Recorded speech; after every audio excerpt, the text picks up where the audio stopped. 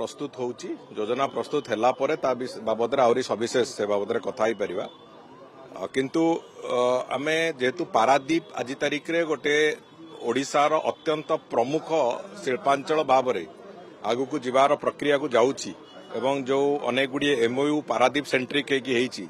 ताकू आखि आगे रखी भुवनेश्वर गोटे डायरेक्ट कनेक्टिविटी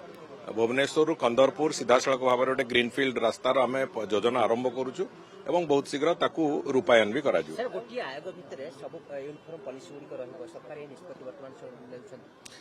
से प्रक्रिया आरंभ होईची आलोचना भी आरंभ होईची से प्रक्रिया को सरकार बहुत शीघ्र जाउछन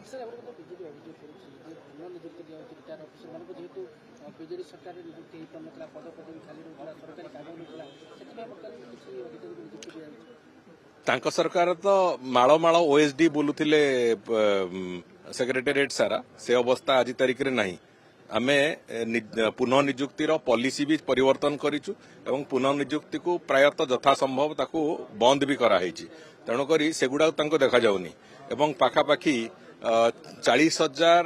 नुआ पिलांकु निजुक्ति दिया जिवार जो प्रक्रिया ये कथा को से 24 वर्ष भितर भी करि पारि नथिले से कथा भी आमे करि सारिचु नुआ नूतन निजुक्तिर कथाटा तांको भी सेटा भी देखा जाउनी तेणुकरी आखिरे टिके जो नेलिया चश्मा पिंचन ते काढी देले भलो हो।